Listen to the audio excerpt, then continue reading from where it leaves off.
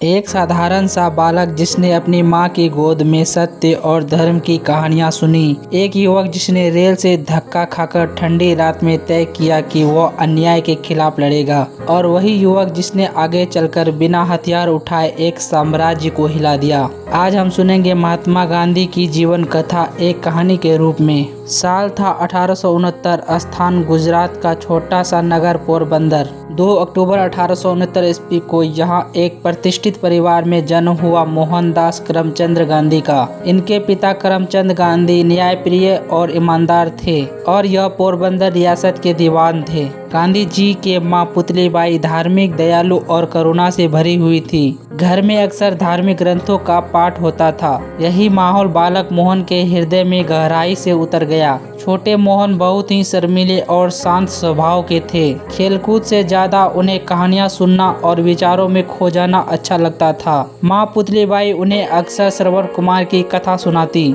जहाँ बेटा अपने अंधे माता पिता को कंधे पर बिठाकर तीर्थ यात्रा कराता है। मोहन के हृदय में सेवा और त्याग की भावना गहराई से बैठ गई। किशोर मोहन भी इंसान थे। जिज्ञासा ने उन्हें कुछ गलत रास्तों की ओर खींचा।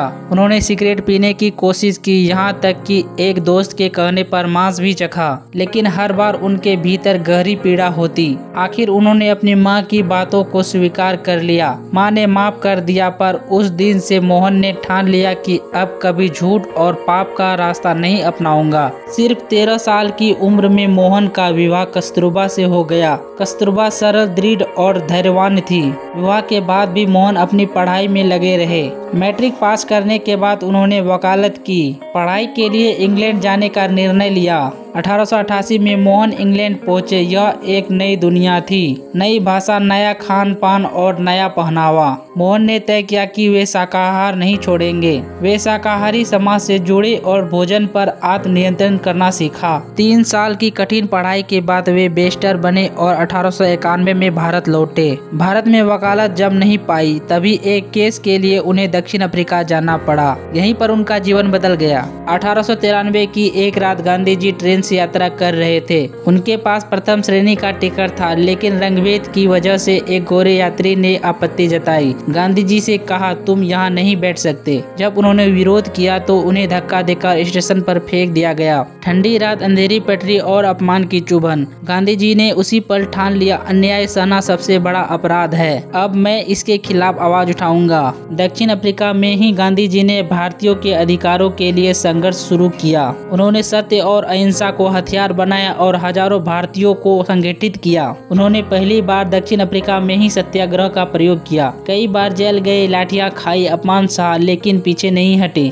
उनके नेतृत्व में वहां के भारतीयों को नई ताकत दी। यहीं से दुनिया उन्हें गांधी के नाम से पहचानने लगी। 1915 में गांधी जी भारत लौटे। गोपाल कृष्ण गोखले जैसे नेता ने उन्हें सलाह दी, पहले देश को समझो। गांधी जी ने भारत भ्रमण किया, गांव-गांव घूमे, किसानों और मजदूरों की हालत देखी। उन्होंने महसूस किया भारत की आत्मा गांवों में बसती है। 1917 में बिहार के चंपारण में नील की खेती करने पर किसानों पर अत्याचार था। गांधी जी ने आंदोलन छेड़ा और किसानों को न्याय दिलाया। 1918 में गुजरात के खेड़ा जिले में अकाल पड़ा। अंग्रेज कर वसूलना चाहते थे। गांधी जी ने सत्याग्रह किया और किसानों को राहत मिली। इन घटनाओं ने गांधी जी को पूरे देश का नेता बना दिया। 1920 में गांधी जी ने देशवासियों से आह्वान किया, अंग्रेजी शासन का सहयोग बंद करो। विद्यार्थी स्कूल छोड़े, वकील अदालतें छोड़े और लोग विदेशी कपड़े जलाएं। पूरा देश उठ खड़ा हुआ। लेकिन जब चोरी चौरा नामक स्थान पर हिंसा हुई तो गांधी जी ने आंदोलन वापस ले लिया। उन्होंने कहा, मुझे स्वतंत्रता हिंसा से नहीं चाहिए, अहिंसा ही मेरी शक्ति है। 1930 में गांधी जी ने अंग्रेजों के खिलाफ सबसे बड़ा शांतिपूर्ण आंदोलन छेड़ा। उन्होंने साबरमती आश्रम से हजारों लोगों के साथ 240 मील पैदल चलकर समुद्र किनारे पहुंचे। वहां उन्होंने नमक बनाया और अंग्रेजी नमक कानून को बहिष्कार किया। यह छोटी सी घटना अंग्रेजी साम्राज्य की जड़ों को हिला दी। पूरी दुनिया गांधी जी के इस कदम की गवाह बनी। 1942 में गांधी जी ने नारा दिया, अंग्रेजों भारत छोड़ो।